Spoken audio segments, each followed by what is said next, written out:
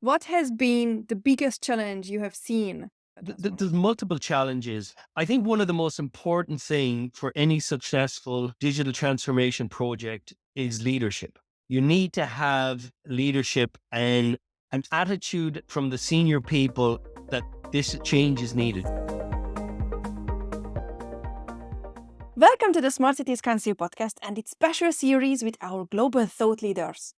Smart Cities Council's global thought leadership team is an exclusive group of subject matter experts driving policy and standards, setting industry trends, conducting research, and building and sharing knowledge to advance our mission. My name is Fanny Mellesh, and I am the Global Thought Leader for Youth Engagement at the Smart Cities Council. And today, I welcome Kevin McCaffrey to the podcast, who is the Global Thought Leader for Digital Transformation. Kevin McCaffrey is a proved leader and visionary, a successful entrepreneur with 30 plus years experience in the ICT industry consulting and delivering enterprise solutions to communications and technology companies in the United States, Canada, Europe, Southern Africa, and China. He is regarded as a thought leader in the area of digital transformation and has spoken at numerous events on the topic. Currently, the CEO of Trident Limited, based in Galway, Ireland, Kevin created the market-leading SaaS strategic planning platform, Transformation Accelerator. He grew Trident from startup in 2014 to current position of 4,000 plus users across 100 plus countries. Prior to funding Trident, Kevin launched and ran a successful consulting and development company in Cape Town, South Africa, and held senior positions with numerous service providers and system integrators. Previously, he held senior positions in Intech ADC, including running the professional services business unit for the Sub-Saharan region. Thank you very Kevin, much. welcome to the podcast. And let's start with an easy question. What does digital Thank transformation? you. It sounds like an easy question, but it can mean a lot of different things. So if we first of all, let's say, talk about what is digital transformation first and then how it applies to cities. So digital transformation, there are numerous definitions around about it, but in essence, it's about the use of technology to provide change, to change the way a business operates, an organization works, a city works, a municipality. So it's availing of technology to make things better. Either that could be increased revenue, it could be reduced costs, it could be improving the quality of life of citizens. The term digital transformation is somewhat of a overused term in many ways, but it also implies that it's an end state. A digital transformation, it kind of the expression sounds like it's an end goal or an end state for a city or municipality or an organization to reach, while in fact it's actually a journey. So the concept of digital transformation isn't a once-off project, it's a change of mindset. And often I refer to sometimes a better way of describing it is around the business evolution, the evolution of your organization.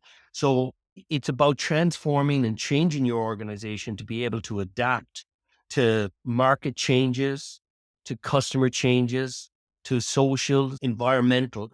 So to be able to have that ability to evolve and change, that's what the transformation is about.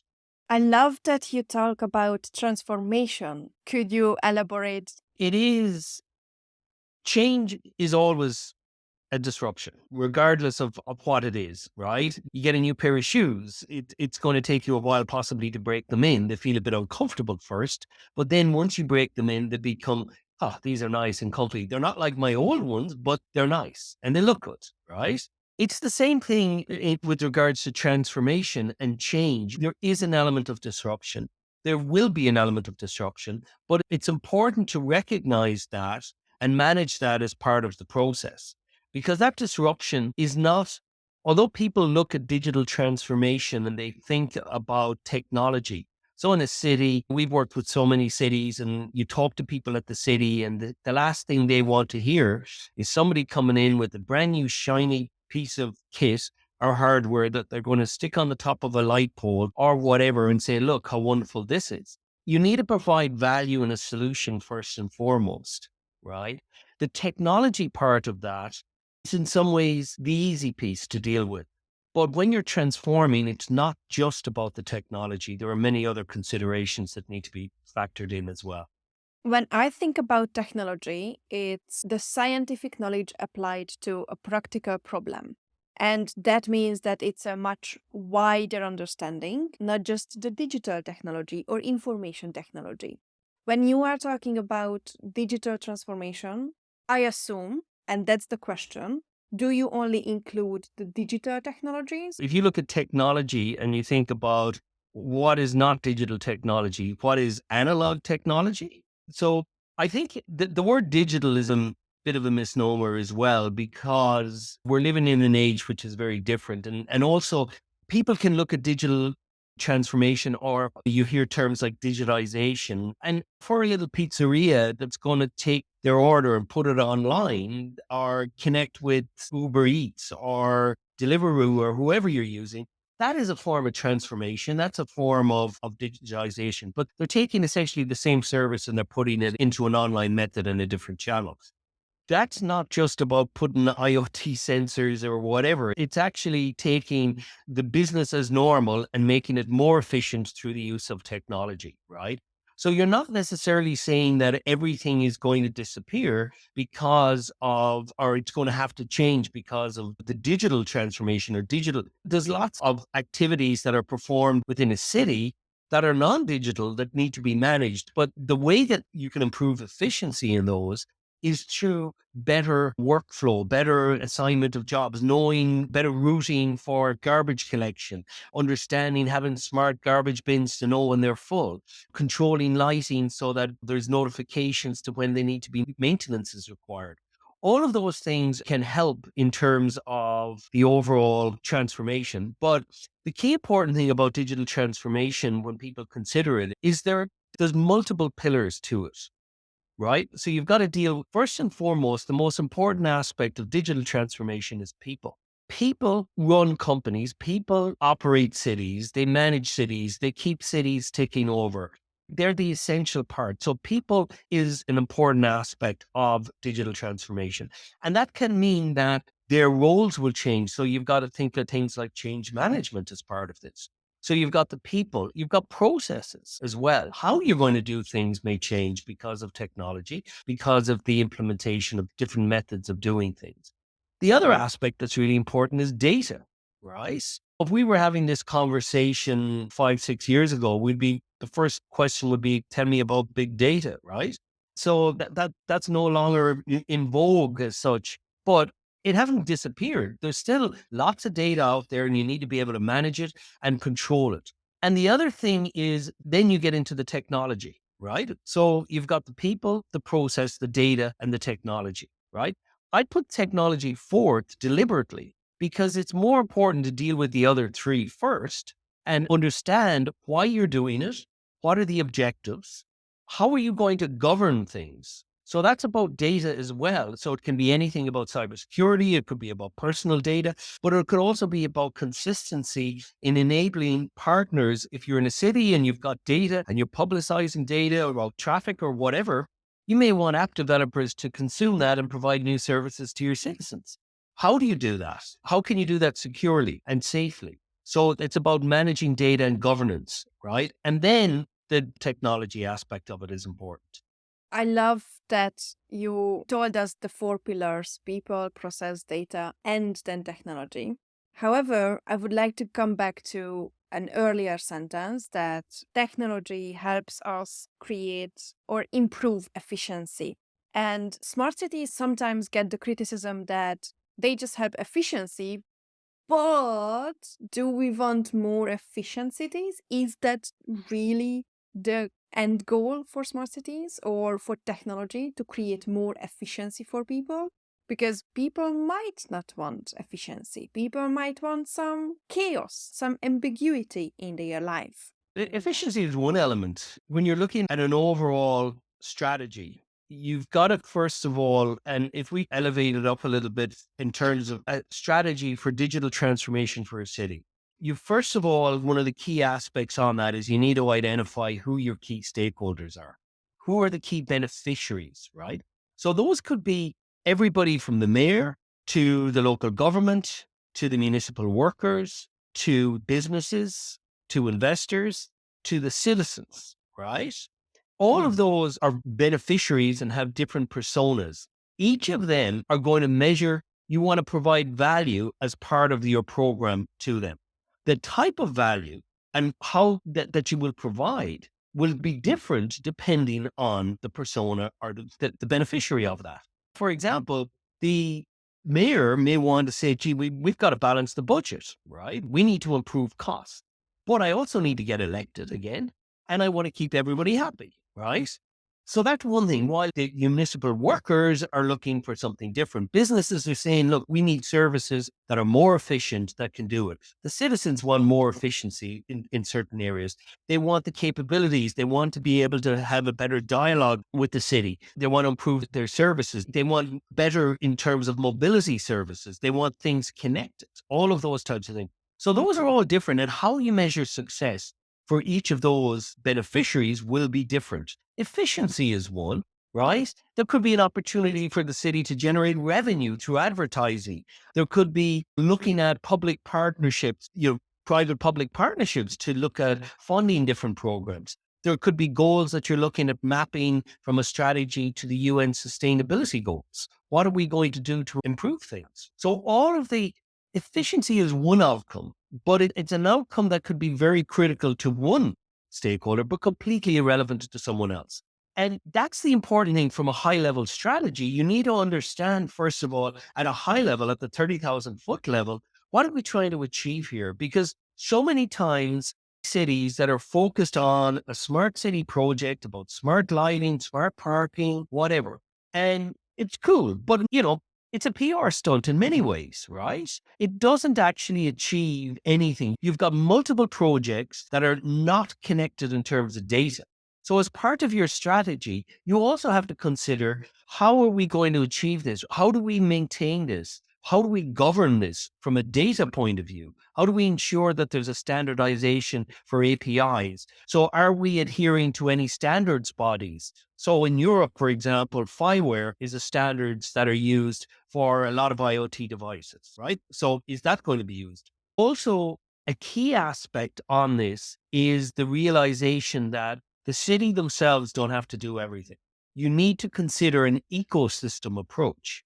So the idea of an ecosystem is and for a city to develop, let's call it what I'd call it orchestrated ecosystem, something that's organized rather than something that's chaotic and ad hoc. You need to consider, what partners do we need to bring in order to help deliver services? So that could be communications providers, it could be water, it could be whoever, right? It could be tech companies. But to enable us to work with them, we need to also consider this as part of our strategy around that ecosystem approach, around how we manage those partners, the governance, and also ensure that they're gaining value from the overall ecosystem as well.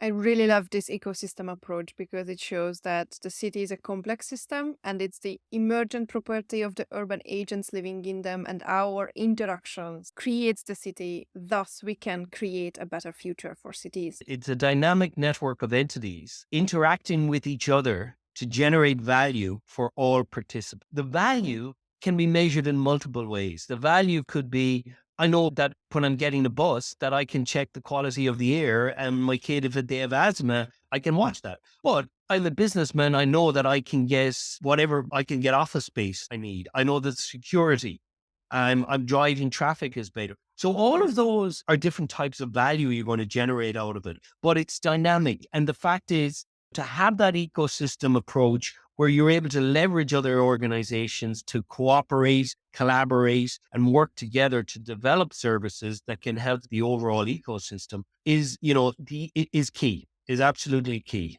Okay, And we also know from your bio that you have been very much involved in this digital transformation, but it would be great to know, why did you arrive to the specific of digital I started off in the telecommunication sector and working with large mobile operators around the world. And what happened in that industry was they needed to look at new business models. They needed to change the way they were working because they weren't just going to be getting revenue from voice and data anymore. And they also had to get a return on investment when they were launching 3G, 4G, and 5G technology. So that was very expensive. So how do I get my money back? How do I get the return on investment?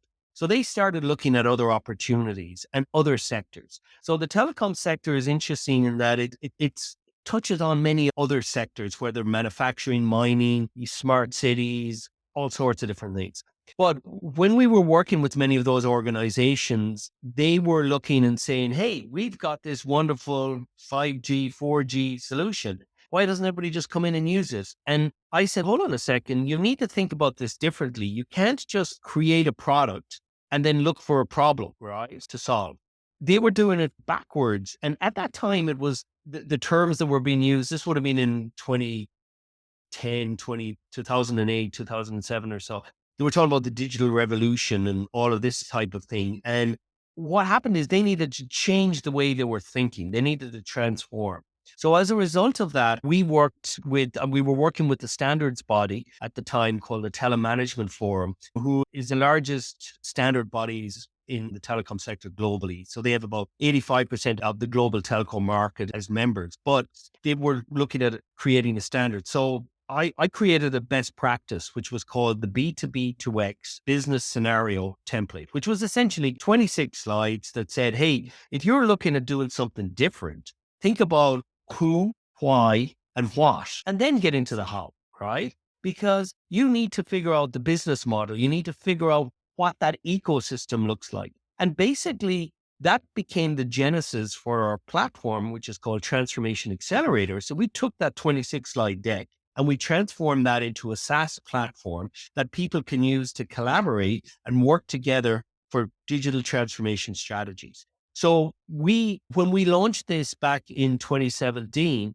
we were probably about 3 years ahead of everybody else in the thinking about ecosystems and around the importance of ecosystems. But organizations like Gartner and Forrester and others caught wind of what we were doing and were fascinated to see how people were using our platform to model ecosystems. So it's very much, if you're building a house, you need architectural diagrams. You need an architectural blueprint, right? For a city, you need something similar. So what we do is our platform enables people to create that blueprint for the city. And over 4 years ago, we partnered with the Smart Cities Council and we took a version of our product and we created what was called the Smart City Project Activator, which was specifically focused in around smart cities, around working with cities and use cases around that, and putting in best practices related to cities around maturity models, readiness journeys, other aspects of that, and many case studies as well. So we were involved in digital transformation before it was even called that. But now we have exposure on transformational projects, working with everything from sustainable agriculture, using technology 5G for rolling out sustainable agriculture solutions, to working on educational strategy for Native American Indians, to working with the UN High Commission for Refugees on modeling their ecosystems and improving business processes and efficiencies, but also to a wide range of cities and countries working at improving a strategy to help deliver solutions that will improve the well-being and life of citizens. What has been the biggest challenge you have seen? There's multiple challenges. I think one of the most important things for any successful digital transformation project is leadership. You need to have leadership and an attitude from the senior people that this change is needed. You will see companies that have succeeded, those that have changed and evolved, and the same thing with cities as well. So first and foremost, that if you don't have that buy-in and that leadership and that from senior people within the organization, it's difficult. Then the other attitude or issue we see is, especially in a lot of cities, is probably twofold, is there can be quite a lot of siloed thinking, a siloed approach within an organization. So you've got different departments working on their own because that's the way they've always done it. And you have to have a collaborative approach. You need to collaborate, you need to work together because what one group does could impact somebody else. So that breaking down those silos is really important. The other part that's very important is education and improving the digital skills and the experience internally within organizations. So that is key. And through some of the programs that the Smart Cities Council offer, through different other programs, there's a way of being able to help organizations to evolve and become more capable themselves. Our attitude when we're working with clients is very much around we want to empower them. We want them to be the ones that are driving it. So we want to share as much of our knowledge or expertise as possible. You need to provide an overall value to them to say, look, it's not just here's a tool, off you go and use it. It's around there's education, there's mentorship, there's using the right tools and methodologies. There's a range of different things, but there's paths to follow. There's people have done this before and have done it successful. So you're not starting with a blank sheet, blank whiteboard and thinking, what the heck are we going to do now? There is a lot of material out there that people can use. And there's a lot of great examples that we've worked on with the Smart Cities Council that we can share as well. I will ask, nonetheless, what are the biggest opportunities? In some ways, maybe I'll reverse the process and go from opportunities back into challenges. I think the opportunities are quite large. I think it's attitude more often than not that is the greatest barrier. And oftentimes people will say, look, this is the way we've always done it. So let's just continue doing it this way. So remember what I said, going back to the 4 pillars, the importance of digital transformation starts first and foremost with people and culture and being able to understand and how you can get the best out of the people that you've got and also how they can grow and achieve more than they thought was possible for themselves also. But there is a process side of that as well. So you are, as a result of this, you're looking at providing people with new opportunities. But that in itself, the words new, change also can be barriers that people think, sorry, I've worked in this job for 30 years and this is the way we've always done it and that. But I was reading recently that in the US, 2% of all US federal government forms have been digitized. 2%. US population spend on average 11 billion hours a year filling in forms manually. So when you asked me earlier about efficiency, there's an example of something that could improve pretty radically, right? But there's change required. Now, that's just a throwaway type of an example, but it does show that you do need to think about how the opportunities can help both the municipal or the city workers, but also the residents, plus also look at how you can attract, right? How could we attract more tourists to come to the city and give a better experience to tourists when they come to our city? What can we do with technology on that? And that's not just about let's stick out free Wi-Fi, but there's other things that you could do as well. We've worked on projects recently around improving passenger experience in airport, around a smart airport concept, so that as you arrive in the airport, you drive up, you receive notification to say, hey, we've reserved this parking spot for you over here because it's closer to your terminal. Oh, by the way, your flight's going to be 10 minutes late. Here's a coupon for Starbucks to get a coffee. How you can use things to improve experience is also important, but there has to be a cost to much of this as well. And how you develop the business model or the private-public partnerships through your ecosystem to deliver this is also very important. What would you recommend for someone who wants to learn more about digital transformations? I know the range of material available through the Smart Cities Council, definitely. There is also quite a number of excellent publications that are out there on digital transformation that people can look at, depending on where the person is coming from in their role. But if, for example, you're head of innovation or head of strategy for a particular city and you're looking at, geez, I've just been told I have to create a strategic plan for my city. How the heck am I going to do that? Have a look at other cities of your size that have worked. There's a lot of publications around the top 100 cities in the world. There's various different resources there that they can look at.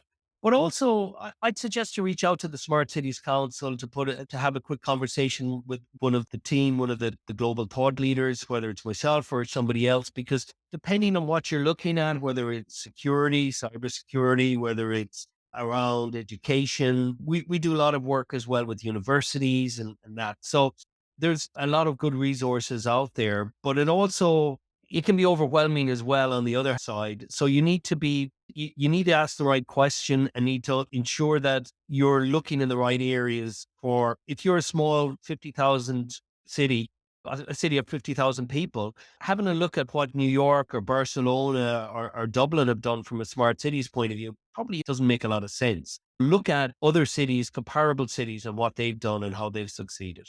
Kevin, you have been very generous with your time and answers. Do you have any closing comments for the audience? I think you've got to embrace change. It's inevitable, right? If I go back to my analogy earlier on of a new pair of shoes, you can only wear them, they wear out. Things have to change. And yes, it's a little bit uncomfortable at first, but it gets better. Thank you so much. If you want to learn more about Kevin, links will be provided in the show notes, and the Smart Cities Council website can inform you even more. What have you learned from this interview? What questions do you have after listening to Kevin? What would you like to know more about? Let us know on the Smart Cities Council website or on LinkedIn. Look out for other episodes with the global thought leaders or topical discussions, and thanks for tuning in.